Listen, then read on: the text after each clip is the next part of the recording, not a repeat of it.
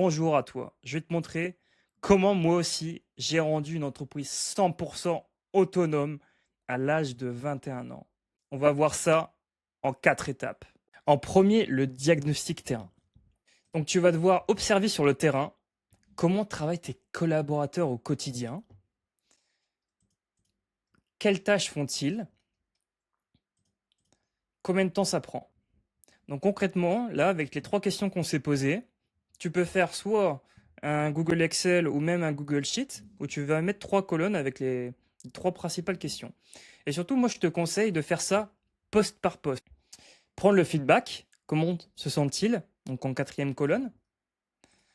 Si plusieurs collaborateurs sont sur le même poste, travaillent-ils de la même façon? Ça peut être bête comme question, mais une équipe du week-end versus une équipe de la semaine, peut-être qu'ils ne travaillent pas de la même façon. Peut-être qu'ils font les choses autrement.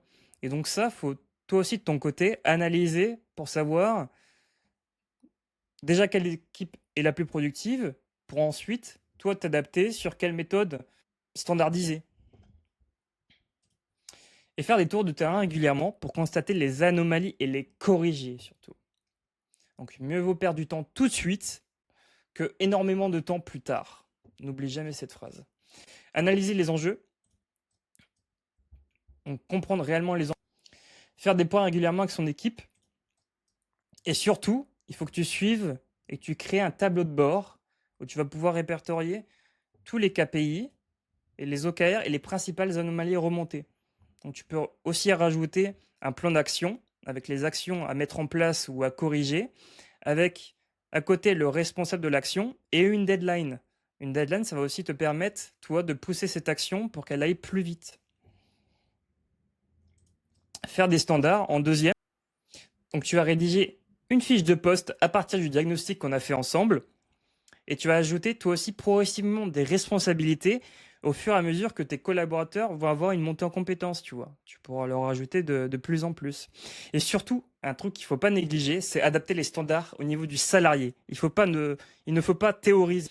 Il faut vraiment comprendre comment la personne travaille et faire des procédures, des standards en fonction de elle. En deuxième, formalisation des procédures. Donc, créer des SOP sur les tâches globales du poste. Donc, une SOP, ça veut dire Standard Operating Procedure. Et c'est une procédure qui permet de savoir tout sur le job. Tu vas retrouver les responsabilités, comment faire, les méthodes utilisées, les logiciels, etc. Et ça, c'est vraiment un axe très important en structuration. En deuxième, ça va être construire des job aids sur les tâches critiques. Une tâche critique, c'est une tâche qui va te rapporter beaucoup d'argent et en même temps, si tu la loupes, elle va te faire perdre énormément. Ça aussi, ça doit être une formation distincte. Il faut la détailler au max et il faut vraiment la cadrer, la job aid. Organisation du suivi. Donc, il faut instaurer les mails de fin de quart. Toi, ça va te permettre de savoir qu'est-ce qui a été fait et qu'est-ce qui reste à faire, tu vois.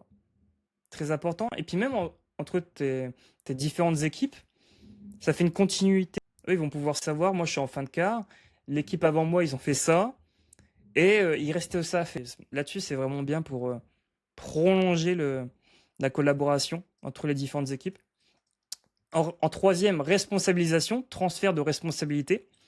Il faut rendre le collaborateur responsable de son travail ou de son secteur ou de ses responsabilités. Ça, c'est vraiment quelque chose d'important et qu'il soit lui-même garant de la qualité. Tu peux fixer les objectifs de résultats. En deuxième, l'accompagnement managérial. Donc, tu vas faire des plans d'action individualisés et tu vas aussi motiver les équipes dans les périodes tendues. Par exemple, dans des entreprises où ça peut être Noël, des entreprises de logistique, tu vas avoir beaucoup de commandes dans ces moments-là. Ça va être comment je motive les équipes tous les jours pour vraiment faire au mieux et puis améliorer la satisfaction client, pas de retard, etc.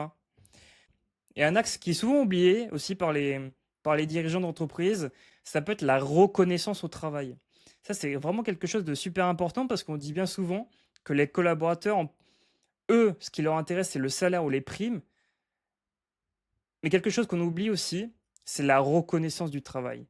C'est faire des feedbacks positifs, dire aujourd'hui, tu as vraiment fait un bon boulot sur cette tâche et je suis vraiment content de toi. Et ça a tellement de valeur pour tes collaborateurs. Dynamique de progression. Donc, il faut que tu introduis au fur et à mesure des expérimentations mesurées. Il faut jamais trop laisser un salarié bloqué dans la routine parce que tu vas pas favoriser l'innovation de ton entreprise ni l'amélioration continue. Et nous, on veut que ton entreprise elle soit pérenne, qu'elle soit rentable et qu'au fur et à mesure, elle se développe son activité. Et en quatrième, c'est ce qu'on appelle l'amélioration continue. Tu vas retrouver la santé et le bien-être au travail. Donc, ça peut être des solutions envisagées comme des ergonomies au poste. Tu vas retrouver des sièges ergonomiques, des multi-écrans. Ça peut être pourquoi pas des écrans qui soient adaptés aussi à la vue du collaborateur, les préventions TMS. Imagine un de tes collaborateurs, il se fait une luxation de l'épaule. Toi, ça va te coûter 130 000 euros. Et c'est vraiment une dépense qui est énorme. En plus, tu vas devoir, toi, prendre un intérimaire pour pouvoir gérer la surcharge de travail parce que tu n'as plus ton collaborateur. Donc, bien souvent, ce que je conseillerais, c'est de faire de la prévention avant.